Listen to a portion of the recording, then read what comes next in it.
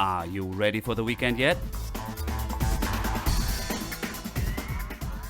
We have events, news, and a guest for you to enjoy this Lake Life weekend.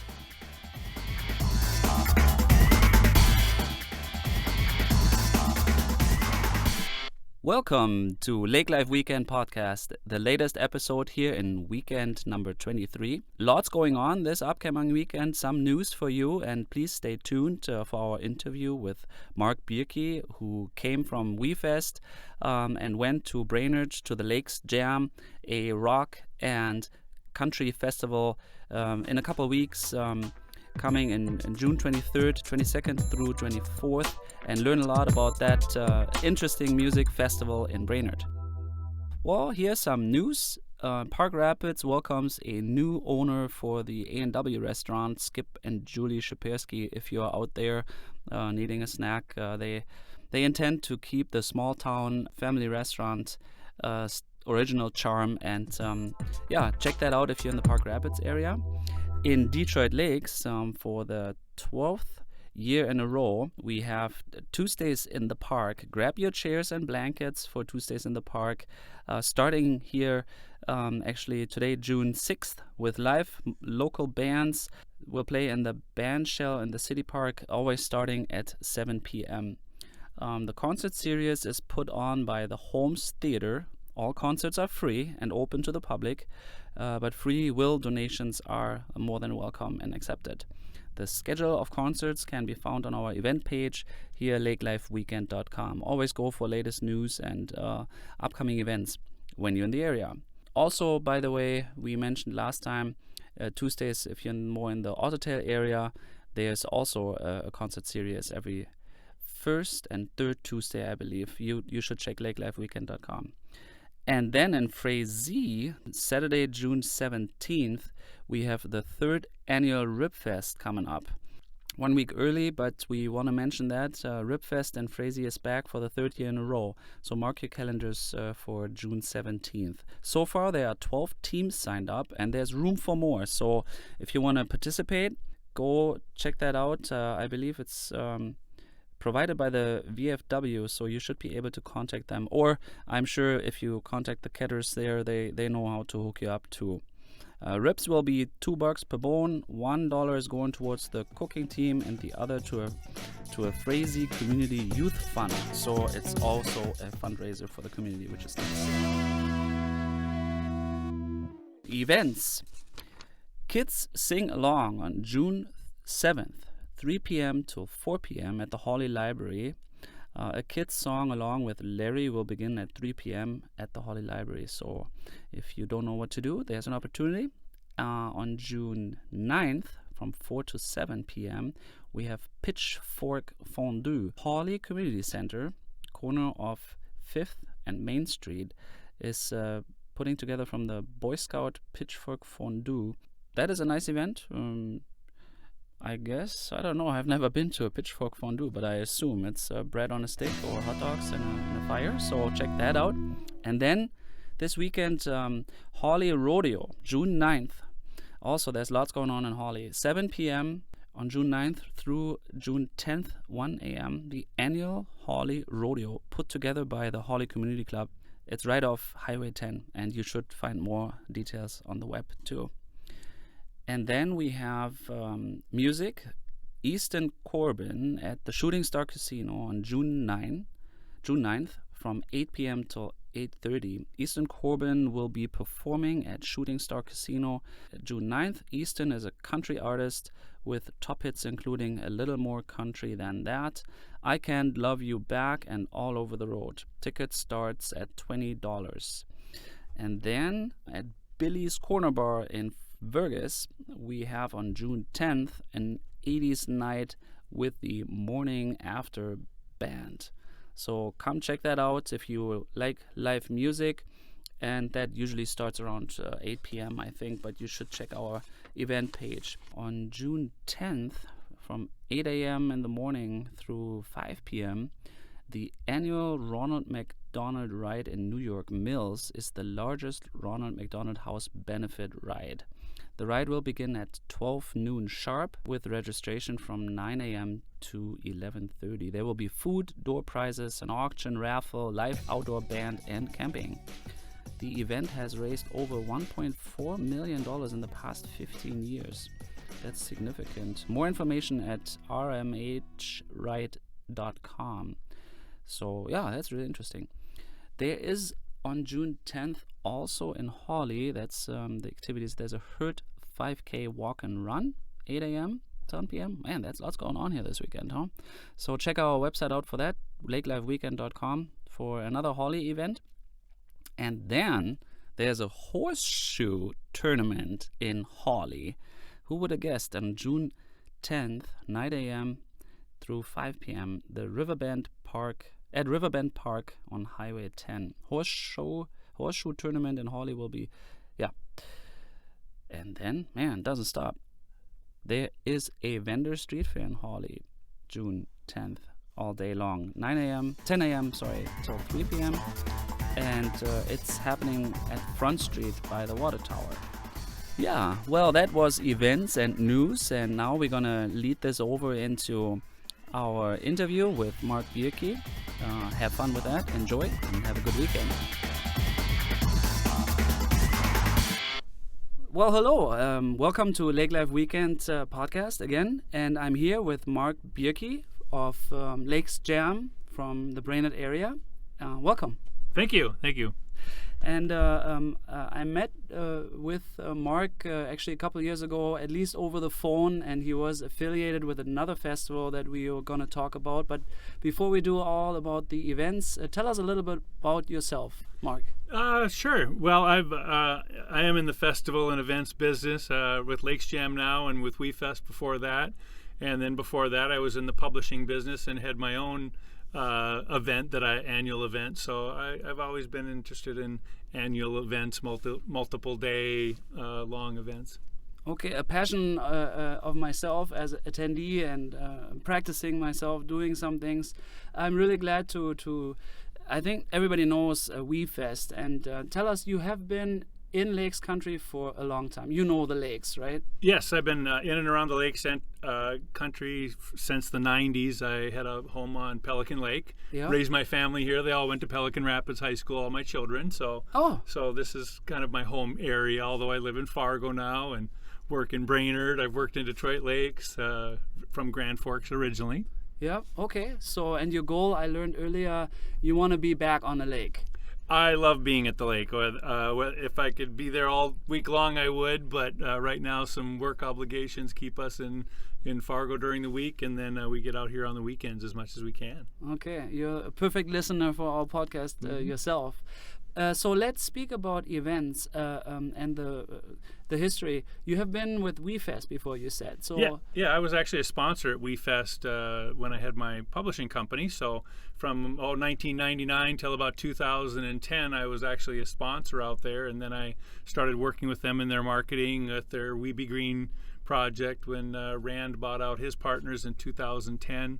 I took on a bigger role. I got to know Rand quite well, and he certainly trusted that I knew what I was talking about and had a good head on my shoulders, so he let me try some different things in the marketing area with WeFest. Okay, and it turned out to be very successful. Yes, eventually hired me full-time and took over sponsors and some of the marketing and maintenance, and boy, when you're running a festival, you got to wear a lot of hats. Yeah, I can imagine, especially with one that size. So now tell us a little bit about Lakes Jam. So I pretty much only learned about it from you, shame on me, and where's Lakes Jam happening? Lakes Jam is at the Brainerd International Raceway, which everybody knows where BIR is. They have the NHRA Drag Nationals in August, so everybody's kind of familiar with that. A lot of people head that way for the races. This will be the 5th year of Lakes Jam. We're the last weekend in June, so this year it's June 22nd through the 24th. And is it as big as WeFest? Is it as is it different? Yes, it's different. WeFest is strictly country, Mm-hmm. and they have all their grounds. We come in and rent the BIR grounds, and we do a pre-jam party on Thursday, which is mainly country music.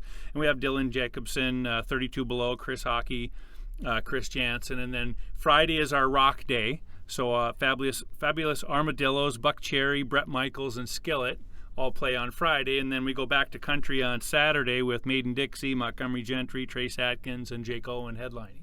Okay. And I have not been to the racetrack. I want to attend it with my car. People know here that I'm a road trip guy, so I was hoping to get there on a different note. But I'm excited to actually see the concerts and visit you and the Lakestream. But how many people can we expect? It's the fifth. How many people came in the first four events?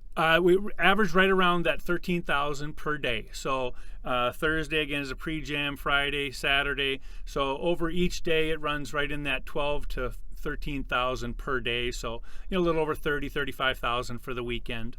That's significant. That's good. It's a good sized event. Yes, and we have a lot of walk-up business, meaning people come and buy their tickets for the day. Okay. So even though we're a camping event, we have a large campground facilities that we can handle that BIR obviously has for their races. And then we have a lot of partner hotels in town. In fact, the hotels will be full. They'll be running shuttles back and forth. So, it's not a 40,000 a day festival. Yeah. It's a 12,000 a day festival, which a lot of people like it as being a little bit more intimate and not getting so literally lost in the crowd. Big crowds may be scary.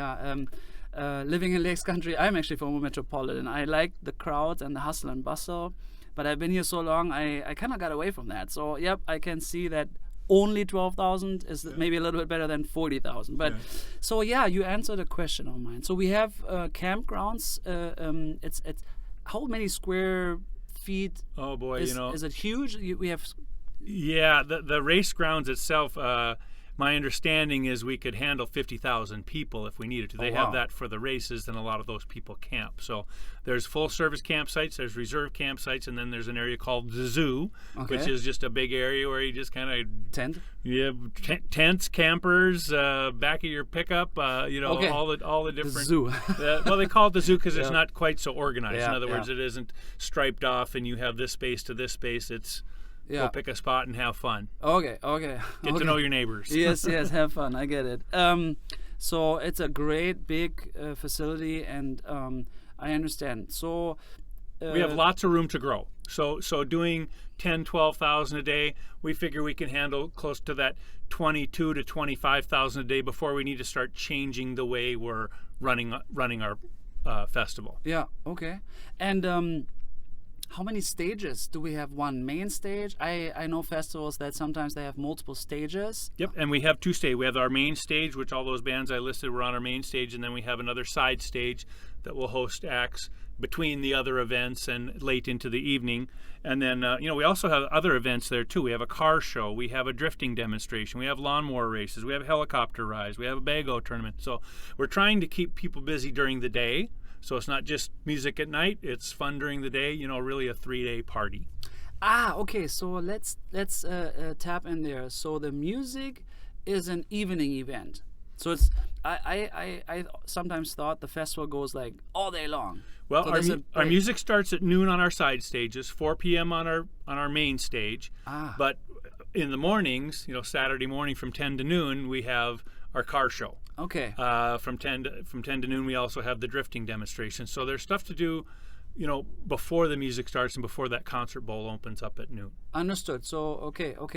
What's the drifting? Is it car drifting? Drifting is car drifting. They Fast and Furious. I think that one of the episodes was something about Tokyo Drift or something like that. Well, the drift is where that car is going sideways when it should be going straight ahead. Okay, so we take advantage of the facility. We have a racetrack and we have roadways. So the car show and that it goes hand in hand. Yeah, tapping into the whole race theme. Cool. The musicians can change a little bit, but the idea is to build an event that's not just music. It's got some activities going on. I've got some other things down the road in the future that we're looking at that would add some more of those daily activities. So when you get up in the morning, you got something to do for a few hours instead of at some other festivals. You start drinking at 8 o'clock in the morning. Just as soon have you wait till a little bit later and enjoy some of the things that we've got going on there on the grounds. Tell us some insights, like an event now, just something that maybe nobody knows. How many people work to make an event like that happen, like crew members? I will have to admit that I'm new to Lakes Jam, so I don't know exactly how many people we're hiring to run it. But, WeFest, as a for instance, we have 1,500 people that we hired part-time. For that just to come in and work for a week. Or a week, yeah. And for example, of the experience from WeFest, how many yards of cable, or let's talk feet, I would have said meters, but how many feet of cable is brought into? Well, hundreds. Yeah. I guess thousands. I don't know the number to that, but yeah, probably thousands. But you're running, from your mixing board, your front of house to your stage. You've got really multiple sets going there. You've got the set that the facility puts through, and then when the bands come in, they run their own cables. Oh, they do, yeah. A lot of them do. Yeah, they'll run their own lighting cables and some of the sound cables. You try to, when you're loading in a multi-day festival like that, if you're just having one artist at some particular arena, they're loading their stuff in and loading their stuff out. When you're running a multi-day festival with multiple bands, you start with the headliner moves all his stuff in last. Yeah. So the guy that's, the first guy on the stage, he moves his stuff on, and then you build backwards, and then you keep taking away. So by the end of the night, the only thing left on stage is that headliner stuff. So it's all there. Actually, it's kind of parked on the side. So, and then you have this. I get it. Yeah. You build down. Correct. Yeah. So it's a very put it all on stage in the morning, and then start taking away during the day as they finish up. You take their stuff off the stage. It's a very logistical master act. Yeah. So it's a lot of organizational skills. Speaking about that, so for a multi-day event, someone works the whole year, right?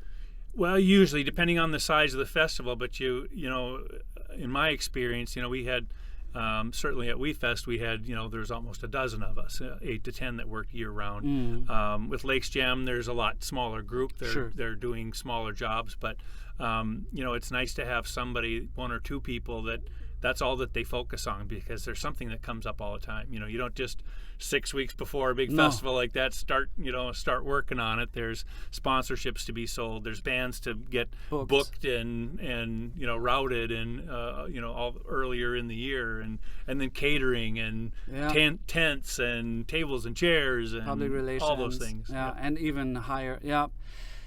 Speaking about those bands, they come from all over the nation, correct? Yes. I mean, they're national bands, right? Yes. I mean, I'm not a music expert. I listen to the radio. I can barely name any band, so I'm sorry about that. But so, what do those people think about Minnesota?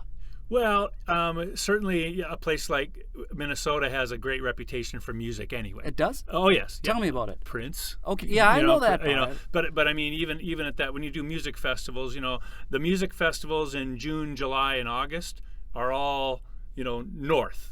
Okay. They're not doing. Oh yeah, absolutely. You're not going to do a 3-day festival in Florida heat in July. Yeah. Those festivals are in October and early April, those kind of things. And so really all the festivals are to the north. So, Minnesota and Wisconsin has a ton of festivals. Iowa's starting to pick up a few. Not as many in North and South Dakota, but they have their state fairs, which are multi-day, multi-music. Tell us about the festival event crowd. So do you experienced and hope to experience at Lakes Jam that it's an attraction to mobilize music fans from greater distances to come to a Brainerd racetrack to listen to a certain national act that may come from even Bemidji and Winnipeg? Yes, yep. St. Cloud, Minneapolis. Brainerd pulls a lot from that area, that St. Cloud to Minneapolis corridor, and then up through, of course, Bemidji and into Canada. A lot of Canadians do come down. Yes, Duluth would be another one. Because so you bank, you advertise. Do you advertise in Winnipeg? Do you say like, hey, we have the Lakes Jam, come make a vacation? With the advent of new marketing, when I say new marketing, the internet. Sure. It's not so new for some people anymore, but you can really reach longer distances than you could before. You don't have to buy a ad on a radio station in a market. There's Sure. radio groups. You buy lots of radio that way. You certainly buy TV, but then of course Facebook and the internet gets you, expands your reach even beyond what you want to sometimes. Yeah, but you can target. And my question was more related to, would one with a festival in Minnesota target that far?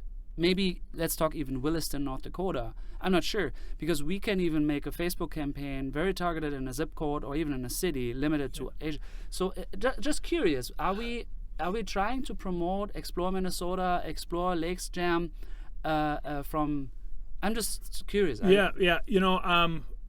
WeFest was one that had a larger reach because it had a bigger draw and reputation and bigger acts. Yeah.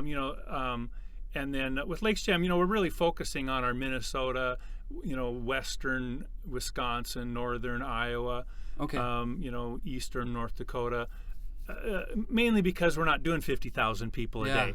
So we only need to have 15 to 20 to, again, like I said before, 25,000 people. You don't need to go out very far to find 25,000 people to spend a weekend, listening to music. And especially when we're doing a rock day and a country day, we do a lot of single day. So a lot of people will come just for the day. So the hotels will change, or they may just come and, go till the end of the night and then get in their car and leave. Is that a unique concept? I'm outing myself. I'm not a country guy. Is it combinable with rock and country? Is one trying to get both crowds? Because usually they don't listen to both. I don't know. I think more we're focusing on festival goers. Okay. And people, there's a lot of people that go to WeFest that don't like country music. Oh, really? Oh, yes, absolutely. Just atmosphere. I was going to WeFest in 1989 was my first one, and I went year after year after year, haven't missed a year since 1989, and I'm not a country music fan. I don't listen to country music radio. I don't. That's not what's in my CD player. It's not what's on my iPod. But do you listen to the WeFest music, or do you just come to? Sure, just to try to get to know a little bit. But I'm there for the camaraderie, the camping, the friends, the event. Yeah, sitting around the campfire, all those things. It's all, you meet your buddies there, and with a lot of festivals, you meet people you only meet once a year. Yeah. You're camping next to them, and so it becomes this annual event. And so, you're camping next to the people from Canada or from Williston or from Minneapolis that you only see one time a year. So you just told us there's a festival goer that is kind of like it's just like an emotion, just a lifestyle. Yeah. And I meet a lot of people that go to festivals and they try different ones to see which ones they like. And again, sometimes it's about the music. Some people say, I don't like country music, I only want to go to the rock festivals. But I see those same people that are at the rock festivals at the country festivals. And I go to different types of festivals because I'm a music junkie. I like all kinds of music. I prefer rock music. Yeah. But but I also like the festival atmosphere. Get into my RV and haul my RV there and set up my camp and meet the neighbors and. Okay, I never looked at it that way. I'm so odd here, it seems. Well, and again, like I mentioned before, that's why we have a car show and we have drifting and we have helicopter rides. We're making it a weekend attraction. It's a little bit like going to the lake. Your lake life weekend. You go to the lake and you go to the different. You get on your boat and you go to the sandbar. You get in your car. You go to some of the bars and restaurants. You go shopping downtown. You go play golf.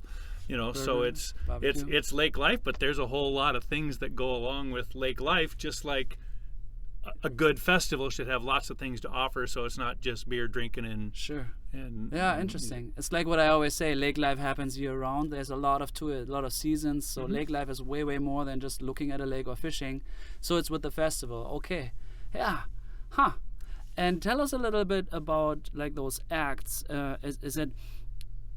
Is it very hard to book someone? Is it just about the money, or are they very personal? It's about money and size. Really? So how big is your budget for your talent?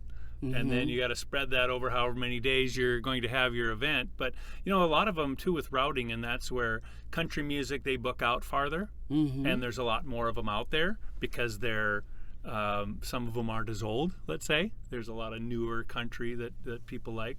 When it comes to rock music, when you're doing a rock festival, yes, there's some newer rock bands, but when you talk about a classic music festival, getting the Leonard Skinnards and the Steve Millers and the ZZ Tops and there's some still big names that are out there, but getting them routed, doing the festival thing. So, it's nice when you can have routing partners.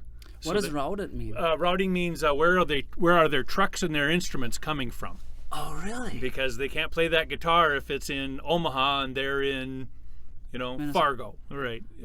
So it's really logistics. It's all about logistics too. So their tour plan and they're we would really like to get this band, XYZ band. Well, XYZ band might be in Ohio during June and July when we're booking our events. So it's impossible. Well, at times it's possible, but again, it goes back to we're bringing in Skillet. Skillet's already past this part of their tour. So they're actually coming back. We're bringing in some sound equipment, everything for them. So again, they're back routing.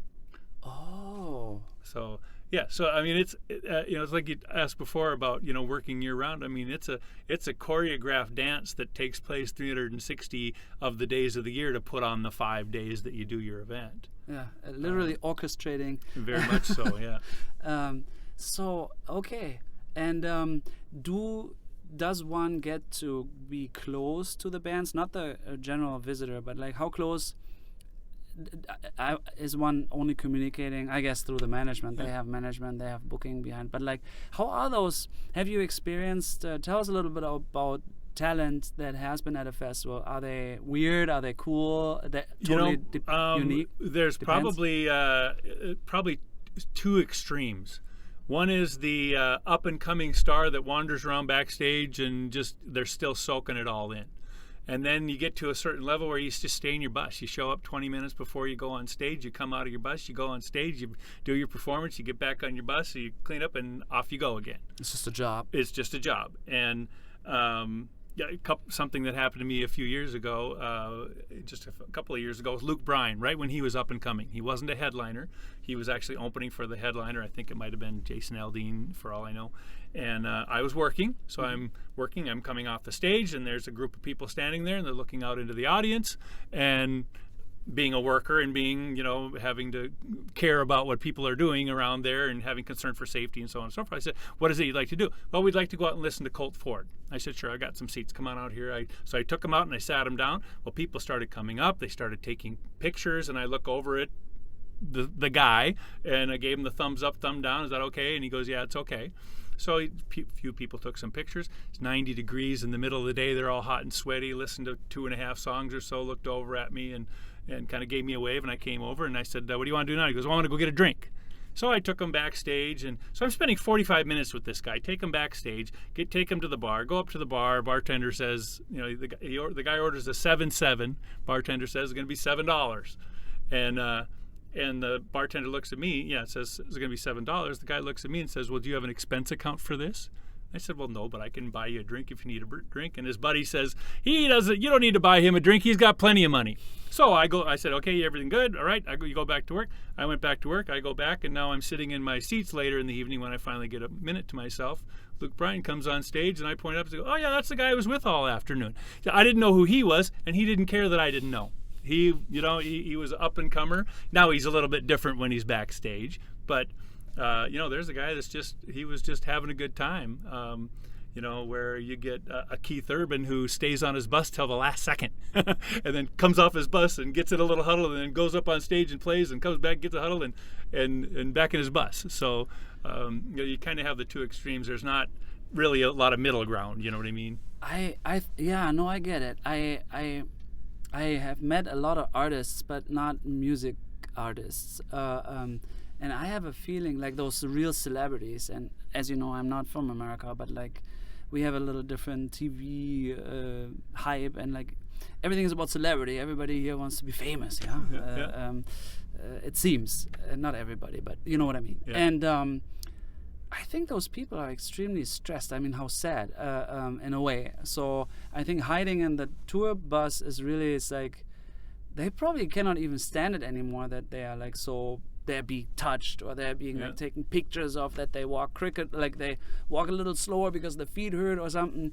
Everything they observed, I think that's a really stressful life. Yeah. I don't even envy them. Give me the lake life. Yeah, give me rather my lake life and my I can stand there in my swimming trunks, nobody cares, right? Right, that's right. Yeah, okay, but very interesting. So I guess it's also personality. Some people are just cool and some people are just like whatever. Yeah.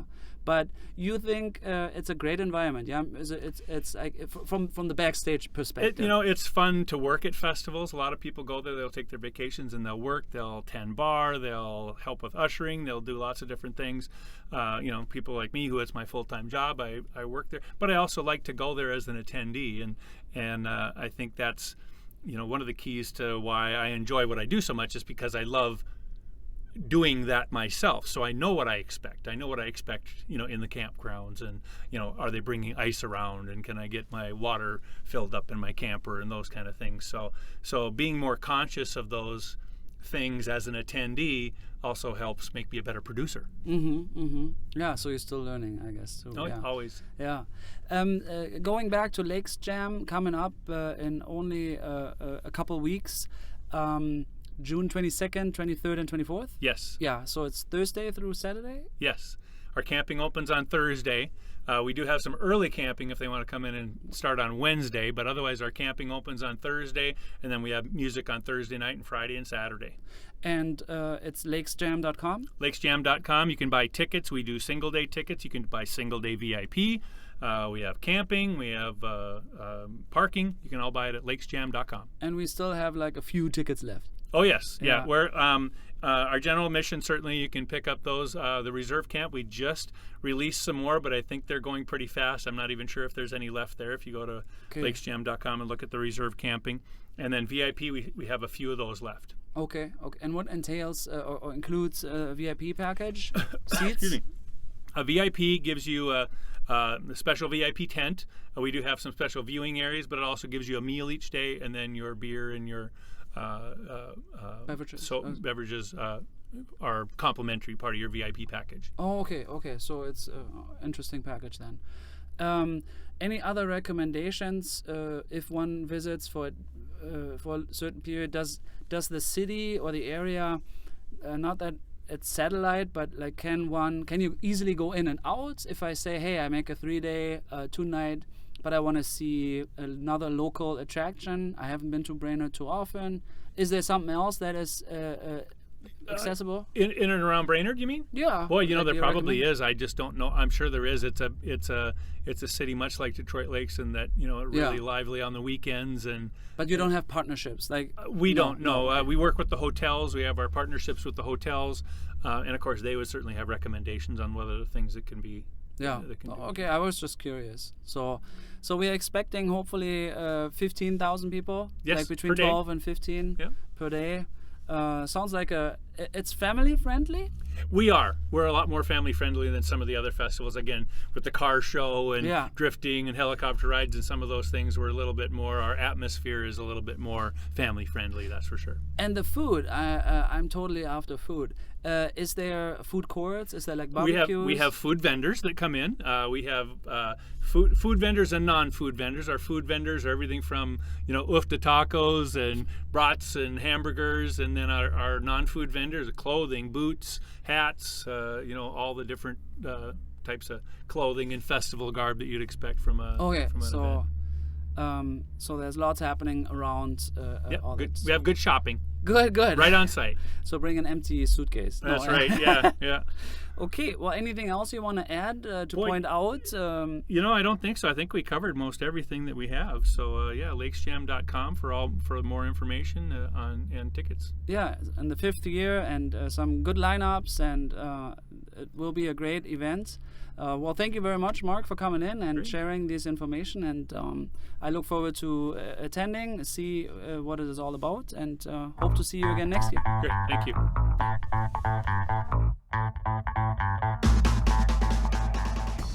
Yeah, this was already our newest episode of the Lake Life Weekend podcast. We sure hope you enjoyed it. Tune in again next week with another great guest and updates. Always check out our website, lakelifeweekend.com, and if you have some comments, please feel free to email us at hello@lakelifeweekend.com, and you have a wonderful weekend ahead.